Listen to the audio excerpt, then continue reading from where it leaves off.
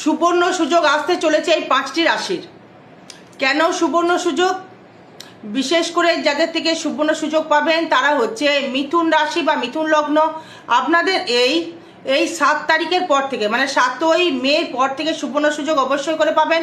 কর্ম প্রচুর, আপনাকে ঝামেলা পোয়াতে হবে, কিন্তু আপনার কর্ম প্রচুর প্রেশারে আপনি কর্ম করতে পারলে আপনি ডেভেলপমেন্ট করতে পারবেন বা উন্নতি করতে পারবেন বা আপনার সমস্যা থেকে আপনি বেরিয়ে আসতে পারবেন। যাদের ক্ষেত্রে মিথুন রাশি বা মিথুন লগ্নের ক্ষেত্রে বলছি, এদের হয়তো আর্থিক কিছুটা এখন সংশয় চলছে, মানে একটু অবস্থা খারাপ চলছে, কিন্তু এই 7ই মের পর থেকে এদের কিন্তু আস্তে আস্তে আরও ডেভেলপমেন্ট করবে।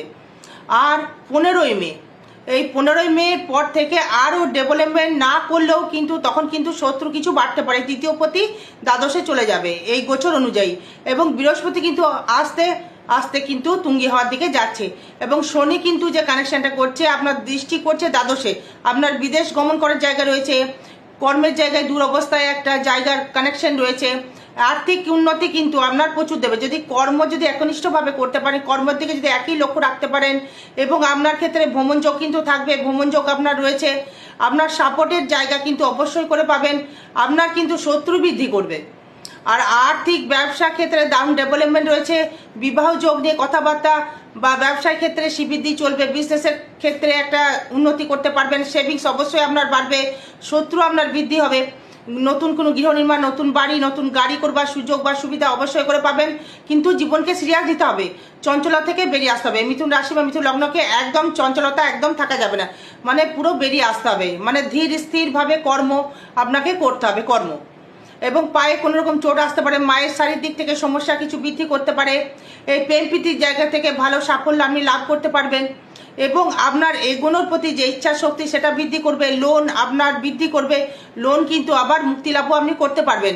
যারা চাকরির জন্য অ্যাপ্লাই করছেন, চাকরির দিকে অবশ্যই চাকরি আপনার ক্ষেত্রে বৃদ্ধি করবে।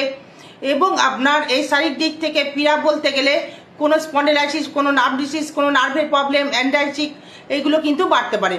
নার্ভের প্রবলেম, অ্যাংজাইটি, ঘাড়ে কোমরে ব্যথা, গিটে গিটে ব্যথা, এইগুলো কিন্তু বাড়বে। এবং এই ফাটকা কিছু অর্থ আপনি আয় করতে পারবেন। মানসিক ডিপ্রেশন বা টেনশন আপনার ক্ষেত্রে বাড়তে পারে, কিন্তু আয় এবং ফাটকা কিছু রোজগার আপনার দ্বারাই হবে। এই কর্মের জায়গা থেকে সাফল্য লাভ করতে পারবেন, কিন্তু কর্মে প্রচুর প্রচেষ্টা, প্রচুর খাটুনি বাড়বে, এবং আয় খুবই সুন্দরভাবে আপনার ক্ষেত্রে আয় দেবে। এই ব্যয়ভাব কিন্তু খুব একটা খারাপ ফল দেখতে পাচ্ছি না। আরও বিশদ আপনার জন্ম কে কি বলছে। আর 16ই মে ফলহারি নববর্ষায় থাকছি তারাপীঠ মহাশ্মশানে। যে কোনো গ্রহদোষ প্রশমিত করার জন্য যদি আপনার কোনো সমস্যা থেকে থাকে অবশ্যই আমার সাথে যোগাযোগ করবেন। জয় মা।